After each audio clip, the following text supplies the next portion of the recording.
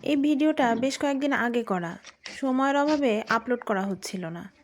আজ সারাদিন এত ব্যস্ত ছিলাম, বাসায় আসতে আসতে রাত 8টা।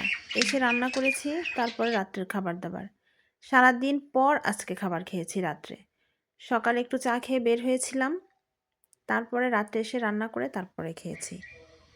তো এই ভিডিওটা খুব সম্ভবত গত শুক্রবারের। তো সেদিন মুরগির মাংস রান্না করেছিলাম। আপনাদের অনেকেরই অভিযোগ যে ব্রয়লার মুরগির মাংসের ঝোল রান্না করলে একটু গন্ধ লাগে। তো আমার মনে হয় এইভাবে রান্না করলে গন্ধ লাগবে না। আমি আজকে রান্নায় সরিষার তেল ব্যবহার করেছি আর সব শিলপাটায় বাটা মশলা ব্যবহার করেছি। হাতে মেখে একদম সরিষার তেল দিয়ে রান্না করব। আপনারা এই রেসিপিটা ট্রাই করে দেখতে পারেন। তো মাঝে মাঝে আমারও রান্না করতে বিরক্তই লাগে, শাবনুরের মতো বলতে ইচ্ছে করে। রান্না বান্না করতে মন্দ লাগে না, কিন্তু দেশি রান্নায় যত ঝামেলা। কোটোরে, বাটোরে, ধৌরে, এই জন্যে বাঙালি মেয়ের জীবনের অর্ধেকটা সময় রান্নাঘরেই কেটে যায়।